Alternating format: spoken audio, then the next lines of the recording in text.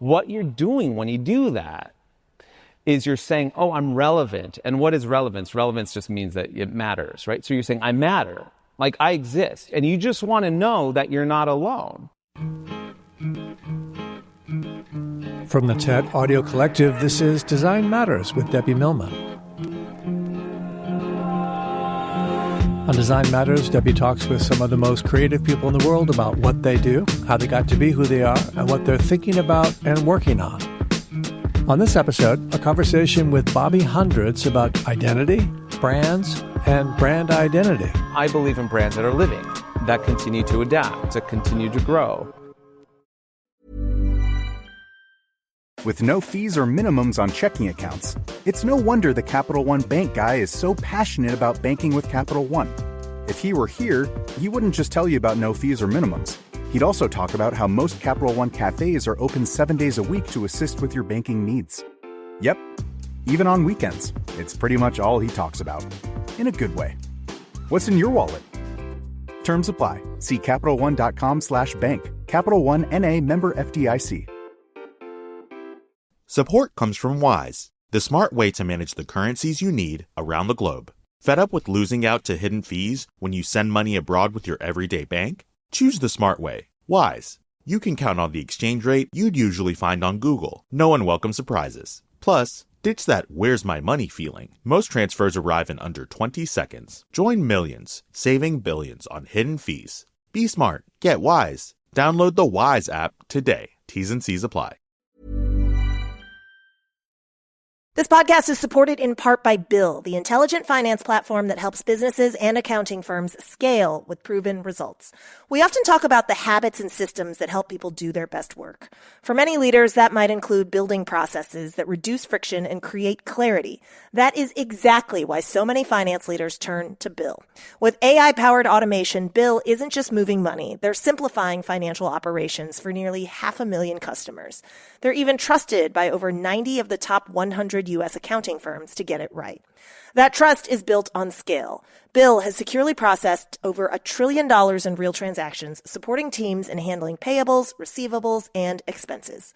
When financial tasks are organized and visible, it can free up time and energy to focus on what matters most, whether that's your team, your mission, or your community. Visit Bill.com/proven and get a $250 gift card as a thank you after speaking with a Bill expert. That's Bill.com/proven. Terms and conditions apply. See offer page for details. This interview took place on April 16th, 2026, in front of a live audience at Canva Create in Los Angeles. Bobby is a designer, he's a writer, he's the OG co-founder of The Hundreds, a pioneering streetwear brand that really has helped redefine the relationship between fashion, storytelling, and community. And over the past 2 decades, his work has expanded beyond apparel into publishing, cultural commentary, and today he is the global creative director of the Walt Disney Company. Right? It's a fascinating story. I have spent the last 2 weeks immersed in his world, and I can't wait to share it with you all. Please join me in welcoming Bobby Hundreds for a very special live episode of Design Matters here at Canva Create. Hey, what is up? Bobby, I understand that one of your favorite novels of all time is Pachinko by Min Jin Lee. By Min, yeah. Yeah. Who's read that book? Yeah, that's a beautiful book. It's a beautiful series as well. You said, though, that if anybody had read that book, they would understand your entire upbringing. Yes. So talk a little bit about how. Well, there's a lot of my familial history that is woven within that narrative. That's not that common, but it is a story that is recognizable and understood within the Korean immigrant community. The intersection between Korea and Japan and war and poverty and overcoming all odds and insurmountable obstacles to find success in the West.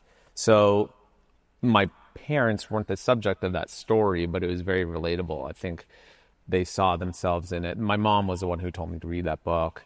and Min became a good friend of mine. And actually, my manager Teresa and Justin, Sean, my writing partner, were involved in the series of Pachinko. So that's a story that's really close to my heart.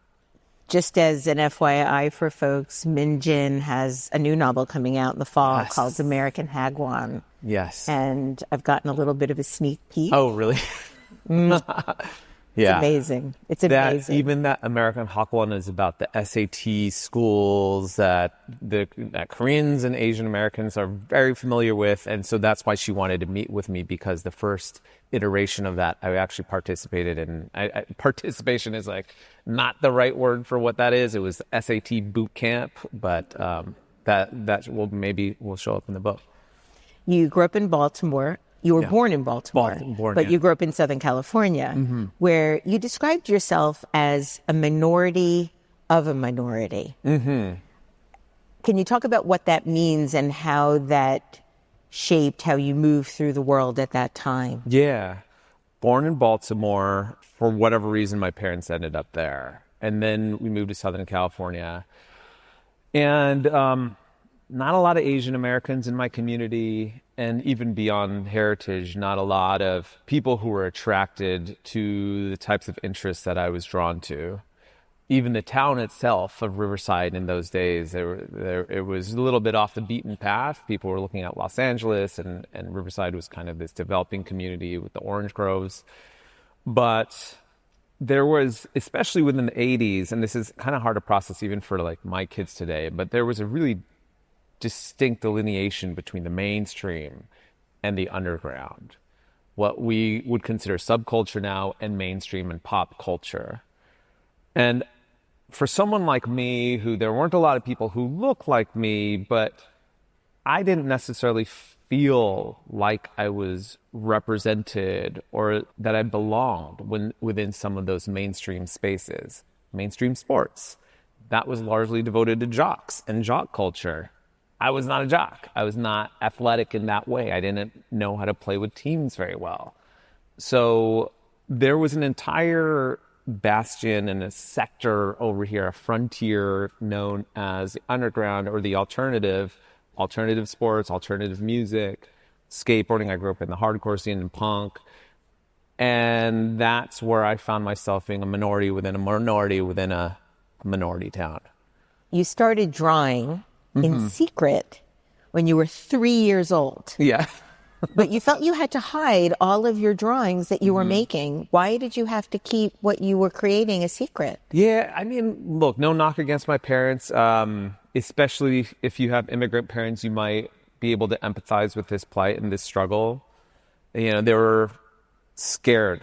They were so frightened moving to this country. It is very difficult, as you know, to emigrate and to enter into this nation and then pull yourselves up by the bootstraps and make it even in a traditional career path. And so it's funny because both of my parents are very creative. They're both artists innately. And they saw that within me. They knew that I was drawn to the arts. I was drawing from as early as I could remember. I was always really enchanted by cartoons and animation. And they did everything they could to stifle that within me. Not because they didn't think it was great that I had that skill set or that interest and that intrigue, but that they were worried. And I had a lot of problems with that. You know, there's a lot of friction between us for it. It wasn't until I was older, you know, when you become a parent yourself, if there are any parents in the audience, you start understanding your parents a little bit more of how scary it is. And so that's essentially why. You described a household where even a B+ or an A- could be a problem. Yeah. Where achievement wasn't just encouraged, it was expected. But you were also an extremely good student. You skipped first grade because of how early you were able to read and write. Yeah. You've also described yourself, though, as restless, hyperactive, and even anti-authoritarian. And so I'm wondering, what did that teach you at that time about what made you valuable? Oh, wow. Yeah. Now I look at it as a superpower. Like, I really own that part of me. But in those days, you know, we didn't have a lot of literature, a lot of vocabulary to understand those types of personality types of being ADHD, of being saddled with various different mental health struggles that some of us might endure as creative people. And so we were all labeled as problem children, right? Like we were miscreants. We were rebellious if we were challenging the status quo or questioning authority. And I remember I was with my therapist a couple years ago, and I would talk about myself in this time of my life as being a mischievous kid, like a bad kid, right? And that was a narrative that I had written within and that I had been told, and I had absorbed that for so long. And she questioned that, and she said, if your children were refusing to follow rules, coloring outside the lines, metaphorically and literally, would you deem them as being a problem child? Would that look like a bad kid to you? And I was like, no, I would love that. Like, I think that's the best thing, especially for a creative person. They should be questioning all the rules. They should be reframing narratives. They should be looking at it from their perspective. And she was just like, then why do you do that with yourself? And so at that time, I always considered it a slight. I thought it was a burden. I thought I had this weakness and that I couldn't focus. I was a dilettante. I couldn't stick to one subject. As you'll see throughout my career, I've kind of bounced all over the place. And, the narrative, the conventional understanding of what a career journey and a path and an artistic career should look like was really, really uniform. And I never wanted that. And so I was concerned growing up. And I thought that might have been a knock against me, but it turned out to be my best strength. You said that when your creativity was restricted, it didn't disappear. It just found other ways to come out. Mm-hmm. Is that how you discovered skateboarding? Yeah. I mean, I was never a good skateboarder, but again, back to this dichotomy between there were mainstream sports that I didn't find a home within. I didn't relate to a lot of the athletes that participated in that type of sport or culture. And for the rest of us, we had skateboarding, and snowboarding, and surfing, or some other types of action sports. And these were individual sports that towed the line of art and dance and were very creative. And I not only fell in love with the sport, but with the culture and the community that surrounded it. Skateboarding doesn't just come with the physical act of skate. Skateboarding comes with a different perspective on the environment around you. So it draws in a lot of artists. It draws in a lot of photographers, some who go on to become very recognizable names, like guys like Atiba Jefferson. The musicians that grow up within the scene become some of the biggest bands, like Blink-182. So skateboarding was a haven for young creative folks like me that didn't find themselves necessarily represented within the mainstream dialogue. Well, that culture or the subculture really became a portal into music, into style, into identity. And you've described gravitating towards spaces like punk and hardcore, where you could be louder, more visible, more fully yourself. What did that freedom unlock in you? What were you beginning to see that you could become? It's the same thing that I see within I have a 16-year-old son. I have two boys. The 16-year-old, he loves going to rap shows and he loves moshing.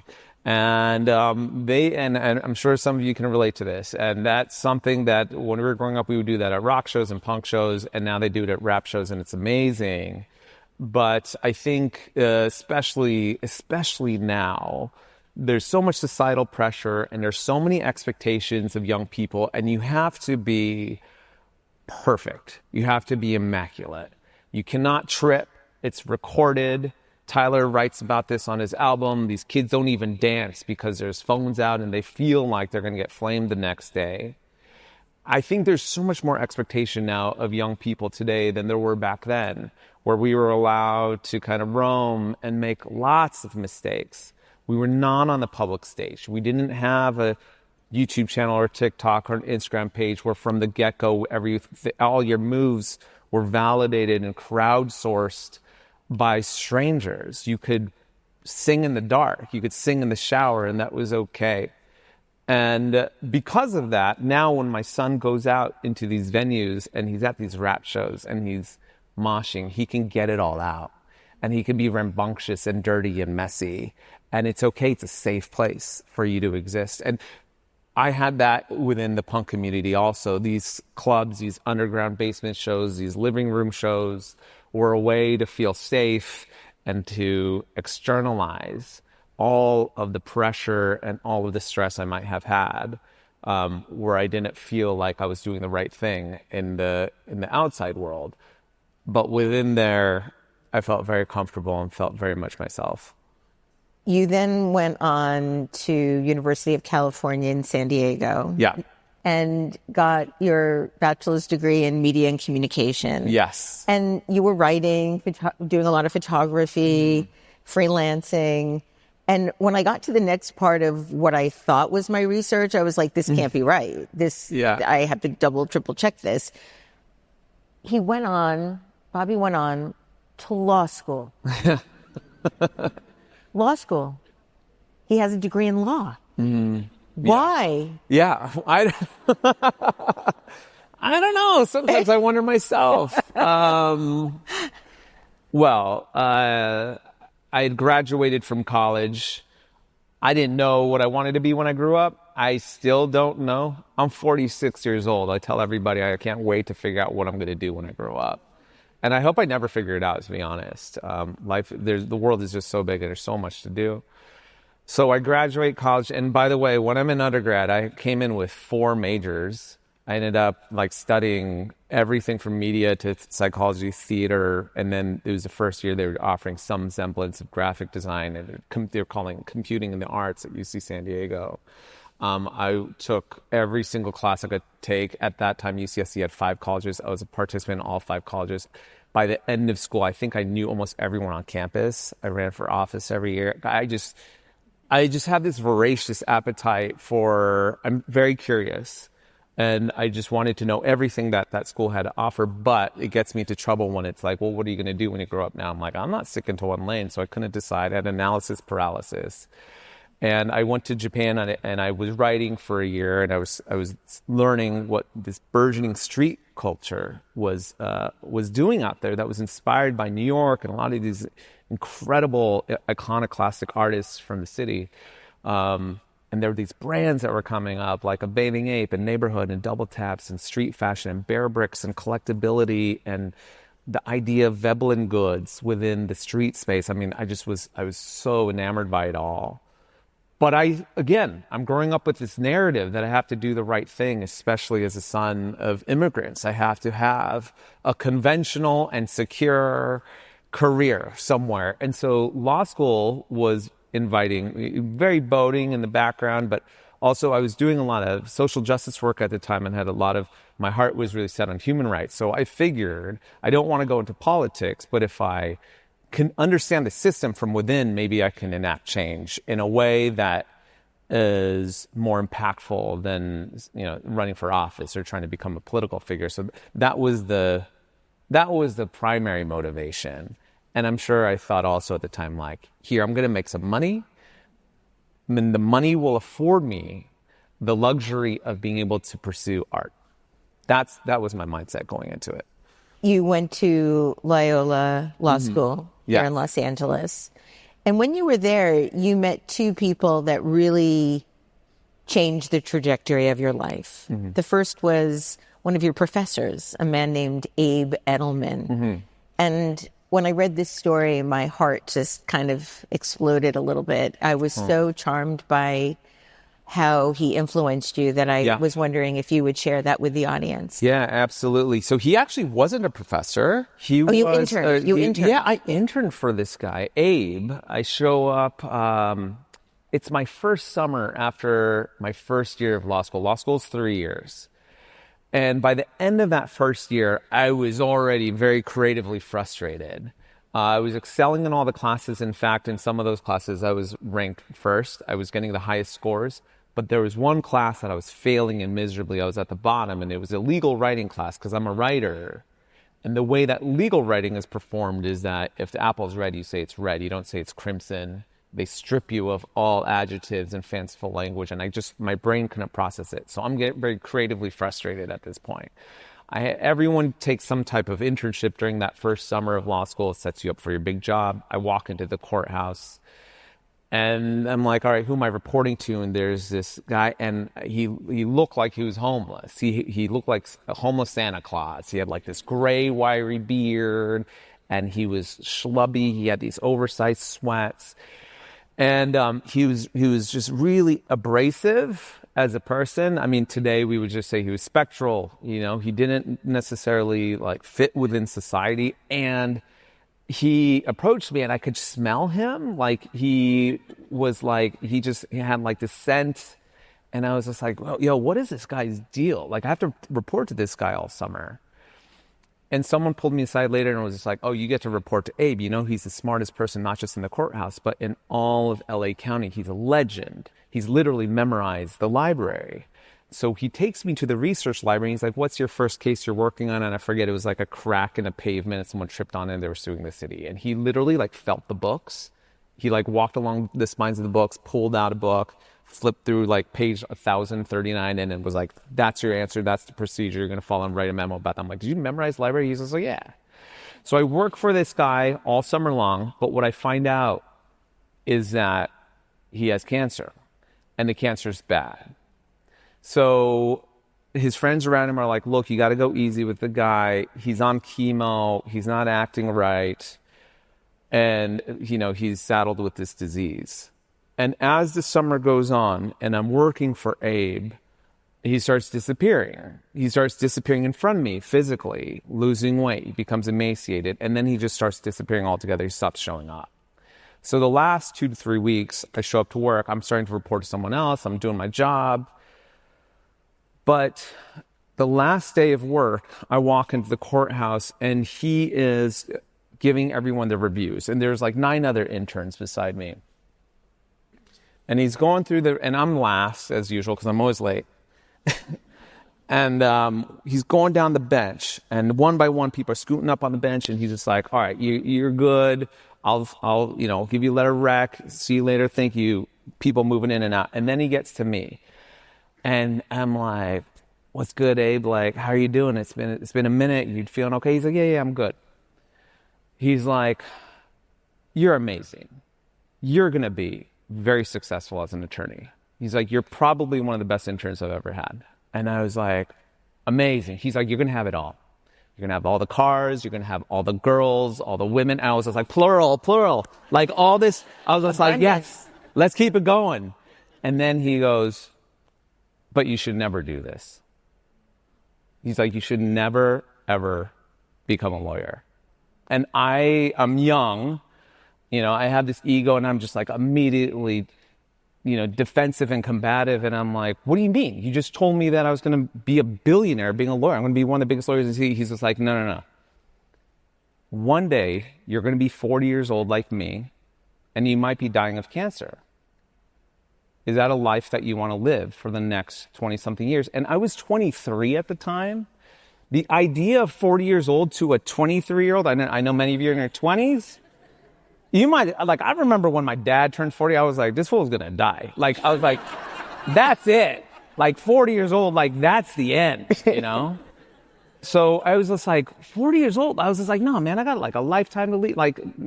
It's all, and he was like, you should do what you truly love. And I was like, I love the law. I'm good at the law. He's like, no, I'm good at the law. He's like, this is what I'm passionate about. That's not what you're passionate about. What do we talk about every day when we go to lunch?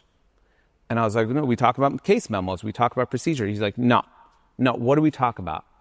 I was like, okay. So every day at lunch, I would walk out with him and I had a graffiti black book if anyone grew up doing that type of work.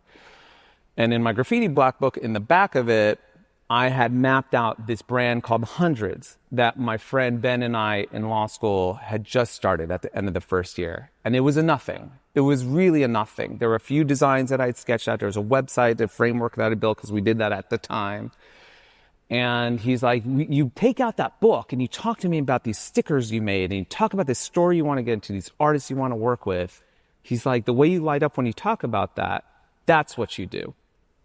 And I was like, Okay. I take Abe up on it. He dies 2.5 months later. The last time I saw him, he didn't even recognize me. And then during COVID, I turned 40. And I remember the day that I woke up in bed and I said, oh my God, I'm 40 years old. It went that fast. So it can go that fast. And so it's just a reminder for everyone, please do what you love. If you're good at being a lawyer, we need you. By the way, this is no knock against the legal profession. It's very important. And God bless the people who do it the right way.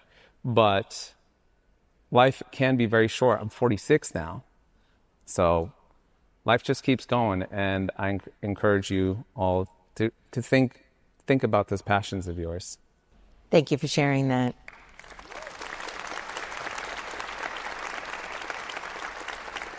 I have something weird where I don't cry. I don't know what's wrong with me. I'm like a monster. And I almost started crying. I've only cried twice in my adult life, when both my boys were born, and I was just like, whoa. But it's just been amazing to look back on that story. Thanks for asking. I never get to tell that story anymore. I was about to start crying also, but I cry every day, at least once a day. With no fees or minimums on checking accounts, it's no wonder the Capital One bank guy is so passionate about banking with Capital One. If he were here, he wouldn't just tell you about no fees or minimums. He'd also talk about how most Capital One cafes are open 7 days a week to assist with your banking needs. Yep, even on weekends. It's pretty much all he talks about. In a good way. What's in your wallet? Terms apply. See CapitalOne.com/bank. Capital One N.A. member FDIC.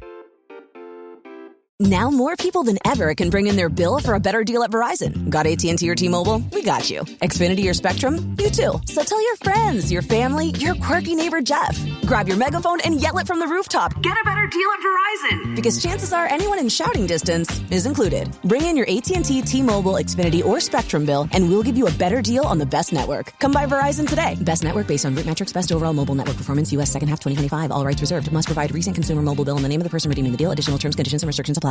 Support comes from Wise, the smart way to manage the currencies you need around the globe.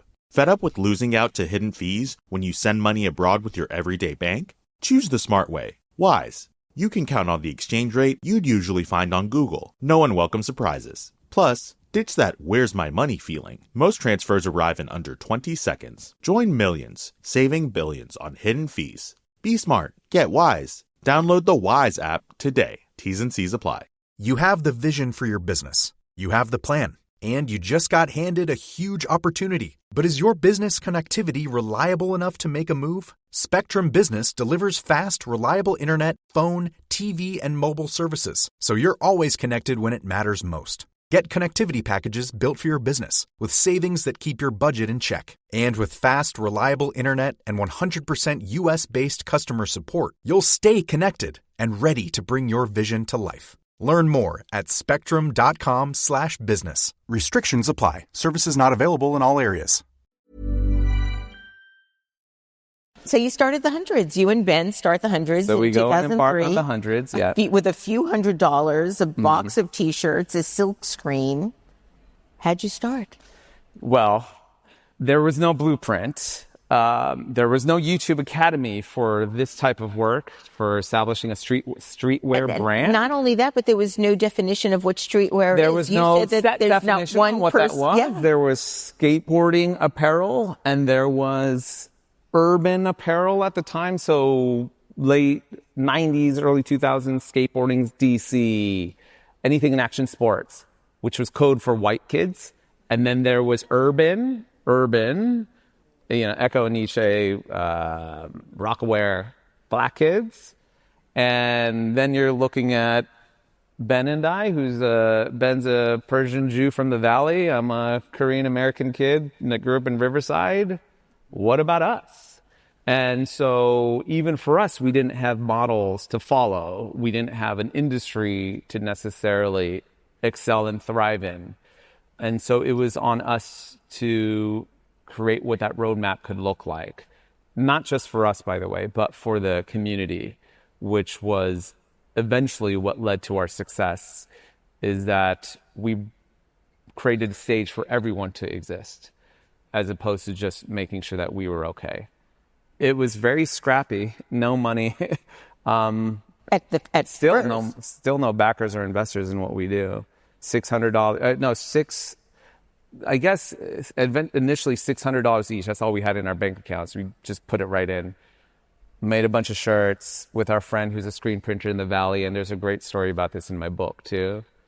And he ruined all the shirts, so we were out of business before we started.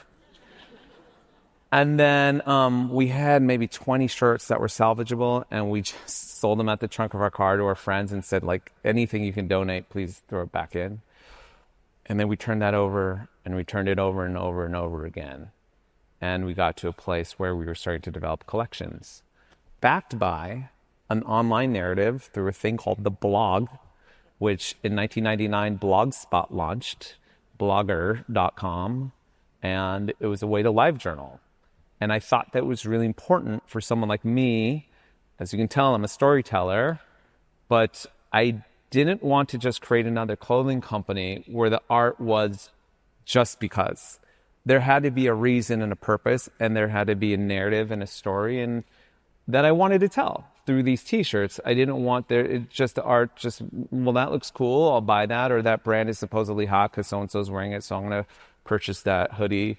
I was like, no, I want to say something with it. This is a forum. Like, what a beautiful, beautiful stage for us to be heard as artists in these t-shirts. And so if you take it all the way back, that was the initial impetus and the motivation for why I even wanted to do t-shirts, because I was an artist and I was a writer, but there was no way for my work to get seen. I would take my art to galleries. They said, there's no place for that here. We don't know who you are. And so I said, if I put it on t-shirts, I could put it in everyone's face, and that'll be a way for my art to get seen. And it wasn't just about my art getting seen, but then there'll be a dialogue.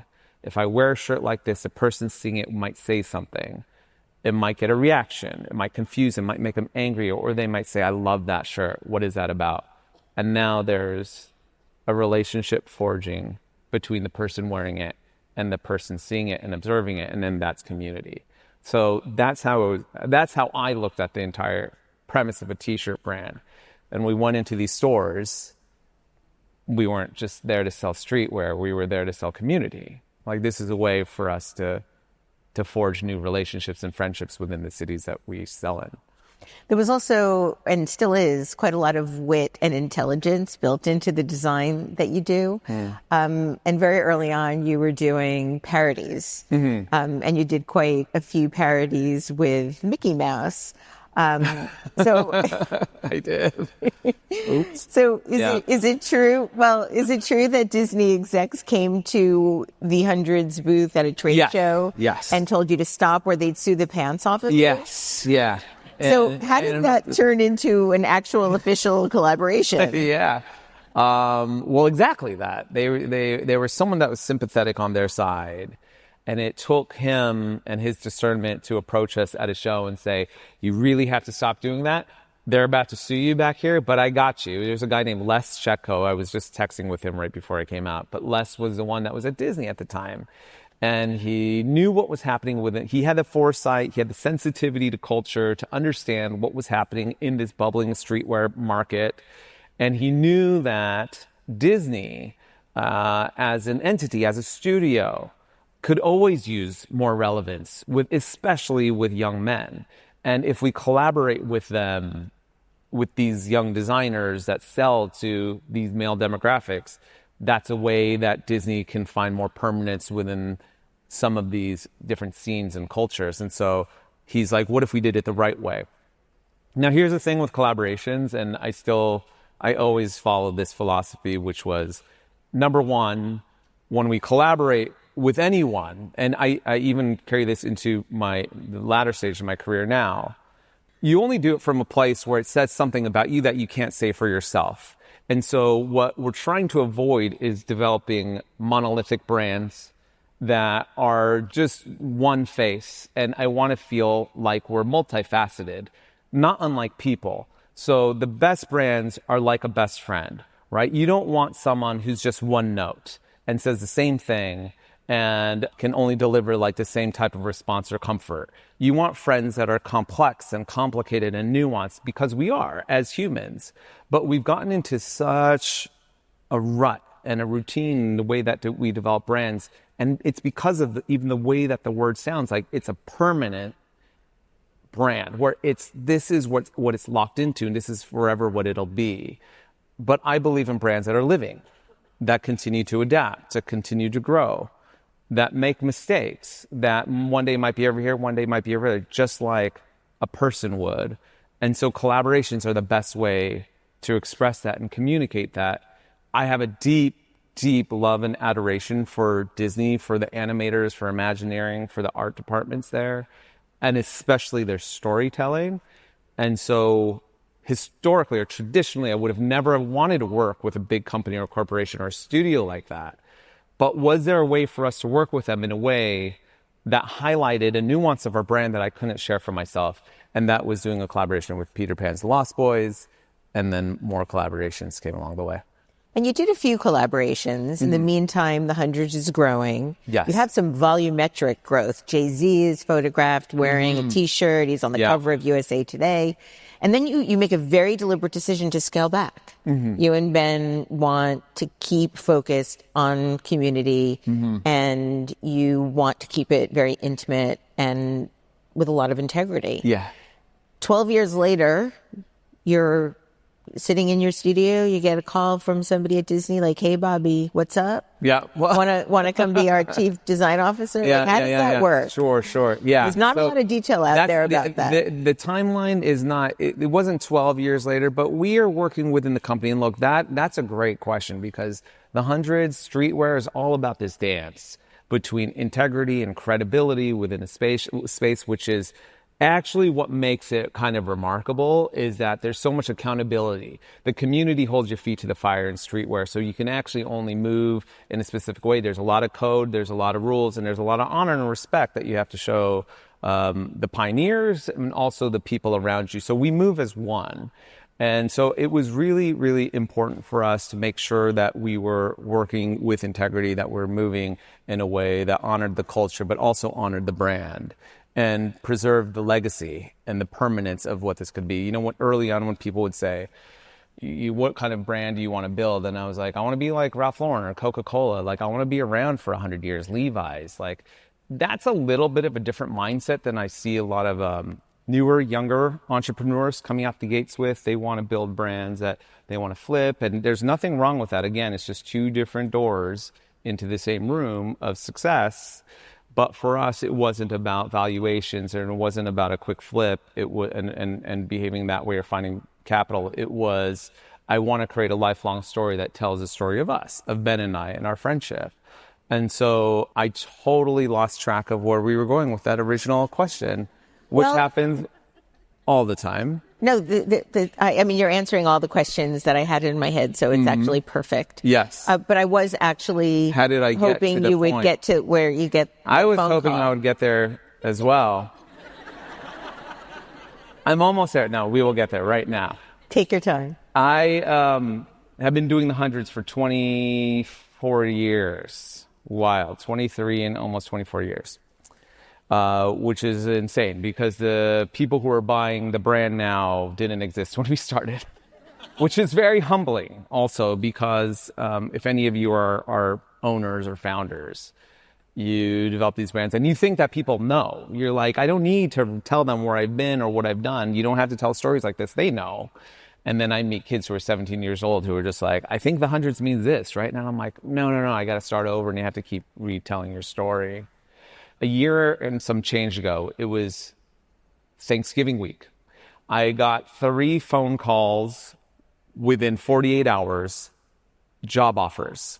Now, I've never applied for a job in this stage of my life. The last job I had was I worked in a mall, and then I was like an editor at a magazine. I was like an internship, but that's when I was like 19 and 20. So I haven't had job offers, let alone 3 that were meaningful, that were actually kind of enticing, and they were very, very flattering, right? So the first one comes in and I'm like, wow, that is so nice. And that sounds like a lot of money and I need that money, but no, I work for myself and I'm not interested. And then 6 hours later, another one came in. And then I was hiking in the Temescal Mountain, like Temescal Canyon over here. And I get a phone call from a friend and the phone's cutting out. And she's like, I have to ask you something. It's really weird. And I'm like, I'll call you later. I call her at 10 o'clock at night. And I'm like, what's going on? And she's just like, I got a weird question for you. I was like, are you going to offer me a job? And she's just like, how did you know? I was like, and I knew she worked at Disney. I'm like, you asked me to come work for Disney? And she's just like, I know that sounds crazy. You're an entrepreneur. You have the hundreds. And I was just like, in any other week, I would have said, absolutely not. Like, not interested at all. I don't work for anybody. I work for myself. And that's the dream that I've pursued and I've materialized it. I did it. And I was like, but for whatever reason, the universe keeps throwing this at me. I'm going to lean into it. And whenever I'm scared or whenever I'm confused or baffled by something that's going on in my life, I always charge towards it. I'm the guy in the scary movie. There's a murderer upstairs. Like, I run up the stairs like the idiot. Like, my 3 worst fears in life are drowning, the dentist, and public speaking. So I speak as much as I can. I go to the dentist every 6 months and I surf to intentionally put myself in those situations. And so this actually scared me. I was like, why are there so many people? Do I look like I need a job right now? Like, do I need to start dressing better? Like, what's happening? So I take the meeting with my now boss, Marcus Rosie. He's an SVP of creative on the product side. And he paints the dream. He paints this beautiful portrait of what it's like to work for Disney. And for the first time, I actually considered this idea. I still want to do the hundreds. I write on the side, and Disney allowed and carved out the space for me to exist in that way. And they thought it would actually be beneficial to the work.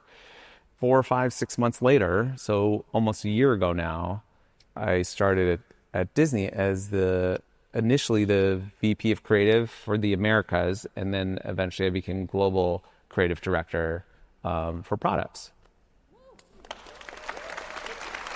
Thanks. Disney operates at a massive global scale. Yes.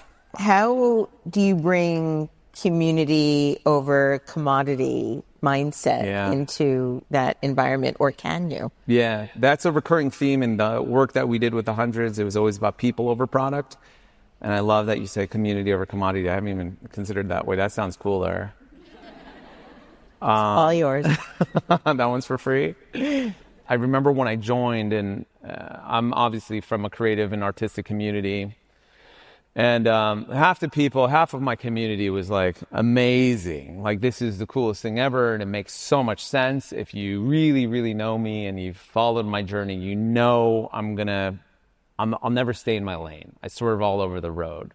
And every few years I did a food festival and sold it to Complex. I wrote books. I have a show in development with FX right now. So I'm like all over the board. So they're like, of course you end up at Disney. You've always been the biggest Disney adult. You love the IP. You love this world. And then there was another segment of my community who were like, oh my gosh, you sold out and you work for the man. And I was like, at the time I was just like, yeah, the man's name is Bob Iger. The guy's pretty cool, actually. He's like a really nice guy. I was just like, I see that man at work, and I see a lot of these men, and they're actually like decent and very creative folks who support creative. But when they were asking about the community piece, and they were like, well, it's so corporate, and how does that fit within culture? I was like, Disney is the master of assembling community. There are so many cultures and subcultures within, and they are so good about reinforcing and supporting these people in a way that they feel seen. It is almost like the last frontier, like it's a completely neutral and inclusive space where wherever you are on the social and political spectrum, you feel like it belongs to you. There was a day about a month ago, there was a very politically charged day at Disneyland, you could look it up, where different factions were saying they were going to show up on the same Saturday. And I was the idiot that didn't even know this was happening and woke up on a Saturday and my family was like, let's go to Disneyland. And I was like, all right. And I tell my friends we're going and they were like, not today. Like, it's going to be crazy and there's going to be chaos. And it happened to be one of those days where it's been like 100 degrees for no reason. So Climate change. There is a reason. Thank you. And we're walking around the park and I'm seeing these different tribes, right? These people wearing this color. These people were waving these flags. And there was a Black gospel convention happening at the same time that the Chicano Latino organization was showing up. So there was like everyone stirring together at the same time. And I'm standing in line for Pirates of the Caribbean, and the line is long. It's 45 minutes, and I'm with my kids. And you don't get like a pass? No, I'm not that special yet. And, they want me to earn my stripes. So they're like, you're going to wait. And I'm watching these different groups interact. There's 15 of these people, and there's 15 of these people, and they're butted up against each other, and it's hot, and everyone's sweaty and complaining, and I'm like, ooh, I can hear them grumbling, and I'm like, what are they saying? What are they? They're getting into each other.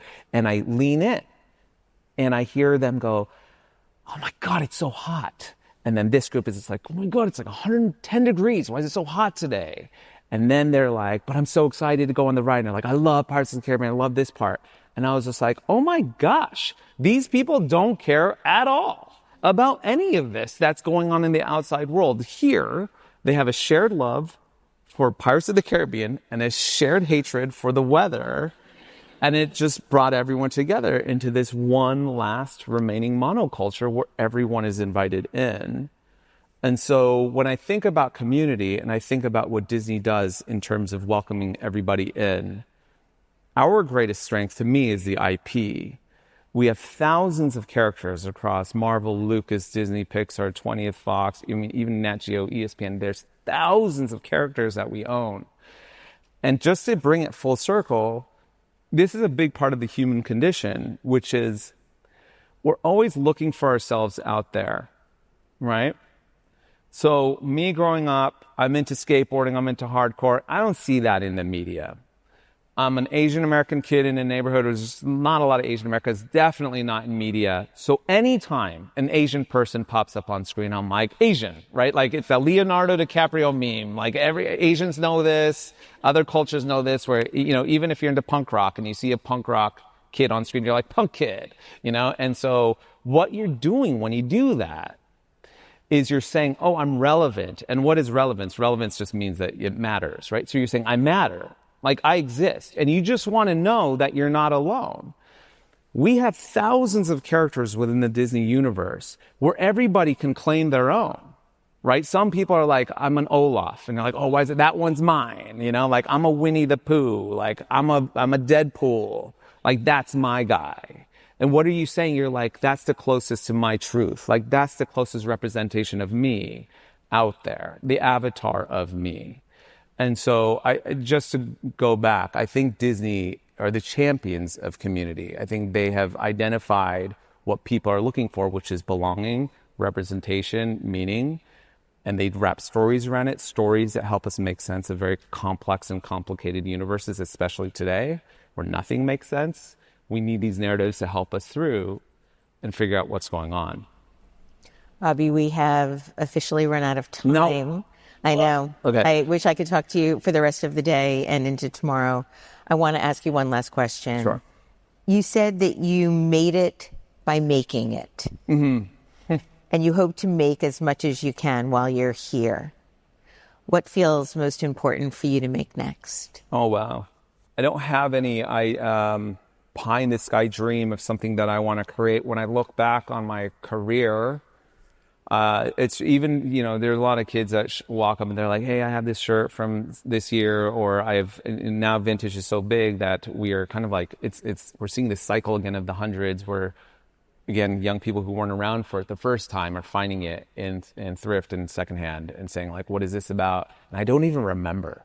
Like they're showing me jackets or denim that I made or footwear, and they're just like, do you remember these? And what was this? What was the SKU number? And like, when did it come out? What season? I'm like, I don't even remember.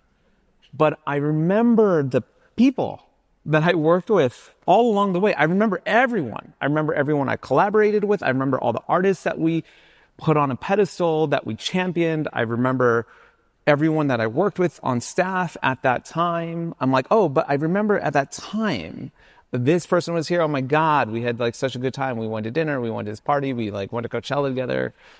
So I always say like the best thing I ever made were all the relationships, not just the relationships with me, but within the community. So many people found each other because of the hundreds, and because of Greater Streetwear. They found their life partners, they found their best friends, they found their business partners. Like that's collaboration to me, is that we brought people together. We provided these bridges that people could find each other in a world where we're more and more isolated and fragmented. We need these vehicles and we need these types of projects in order for people to find each other in the dark. You know, they start with a shared interest and a shared love for the hundreds. Like that's great. You know, that's great. But then they're like, yo, but are you into this music? You know, you want to go to this show? Are you down with this artist? And then they start doing their own thing. And so the collaborations amongst the community were the best thing I ever made. And I hope I get to just continue to do more of that in the work that I get to do at Disney on a stage and at a scale like that. Bobby Hundreds, thank you so Thanks, much. Debbie. Thank you so much for doing Debbie Millman, everyone. Master interviewer. Thank you. Design Matters is produced for the TED Audio Collective by Curtis Fox Productions. The interviews are usually recorded at the Masters in Branding program at the School of Visual Arts in New York City, the first and longest-running branding program in the world. The editor-in-chief of Design Matters Media is Emily Weiland.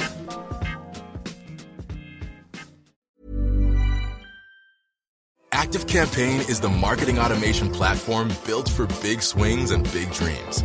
Generate ideas in seconds, import your brand, and create full campaigns with simple prompts. Get started for free at ActiveCampaign.com. With no fees or minimums on checking accounts, it's no wonder the Capital One bank guy is so passionate about banking with Capital One. If he were here, he wouldn't just tell you about no fees or minimums. He'd also talk about how most Capital One cafes are open 7 days a week to assist with your banking needs. Yep, even on weekends. It's pretty much all he talks about. In a good way. What's in your wallet? Terms apply. See CapitalOne.com/bank. Capital One N.A. member FDIC. Now more people than ever can bring in their bill for a better deal at Verizon. Got AT&T or T-Mobile? We got you. Xfinity or Spectrum? You too. So tell your friends, your family, your quirky neighbor Jeff. Grab your megaphone and yell it from the rooftop. Get a better deal at Verizon. Because chances are anyone in shouting distance is included. Bring in your AT&T, T-Mobile, Xfinity, or Spectrum bill and we'll give you a better deal on the best network. Come by Verizon today. Best network based on root metrics, best overall mobile network performance, U.S. second half 2025. All rights reserved. Must provide recent consumer mobile bill in the name of the person redeeming the deal. Additional terms, conditions, and restrictions apply.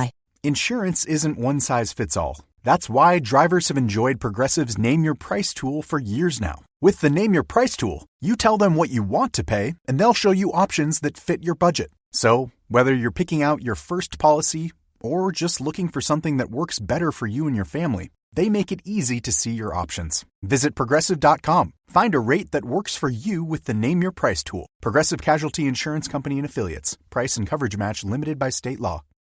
Hi there, it's Adam Grant from TED's Rethinking podcast, and this episode is brought to you by ServiceNow. I get to spend my days studying how people think and what it actually takes to change our minds.